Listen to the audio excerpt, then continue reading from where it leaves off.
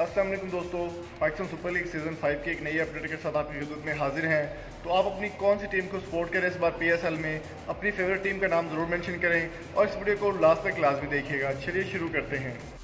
दोस्तों, पाकिस्तान वर्सेस बांग्लादेश का दूसरा मैच भी आज अपने इख्तिताम को पहुंच गया और पाकिस्तान 9 विकेटों से ये मैच जीत गया। दोस्तों, बहुत ही शानदार परफॉर्मेंस रही मोहम्मद हफीज़ और बाबर आजम की जानिब से।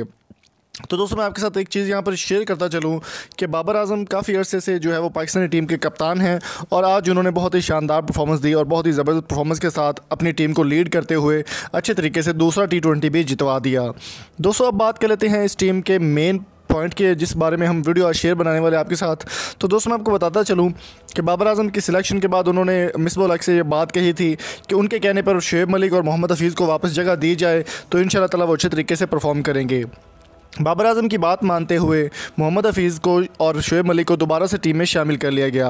शोएब मलिक की अगर बात करें तो कल वो 48 रन बनाकर आउट हो गए थे और आज की डेट में जो पाकिस्तान और बांग्लादेश का दूसरा T20 का मैच था, बाबर आजम और मोहम्मद हफीज़ की बहुत ही शानदार 65 की जो है वो तकरीबन रही पार्टनरशिप और बहुत अच्छे तरीके से परफॉर्म करते हुए बाबर आजम ने भी 51 रन बनाए और मोहम्मद हफीज़ ने भी आज तकरीबन 50 बनाई और अपना नाम जो है वो दोबारा से टीम में शामिल करने का एजाज़ हासिल कर लिया। मोहम्मद हफीज़ की अगर परफॉर्मेंस की बात की जाए तो बहुत ही शानदार परफॉर्मेंस के साथ उन्होंने एक बहुत ही अच्छा कमबैक किया, शोएब मलिक ने भी और मोहम्मद हफीज़ ने भी। मोहम्मद हफीज़ का कहना था कि अगर उन्होंने ऑलरेडी वो रिटायरमेंट के लिए ऐलान कर चुके हैं कि वो वर्ल्ड कप के बाद रिटायरमेंट ले लेंगे, लेकिन अभी इस बात का फैसला होना बाकी है कि वो वर्ल्ड कप में जगह बना पाएंगे या फिर नहीं। अगर आज की परफॉर्मेंस की बात की जाए तो बहुत ही शानदार परफॉर्मेंस रही, शानदार 50 रही मोहम्मद हफीज़ और बाबर आजम की और बांग्लादेश के प्लेयर दूसरी बार फिर पाकिस्तान के ग्राउंड में ढेर हो गए।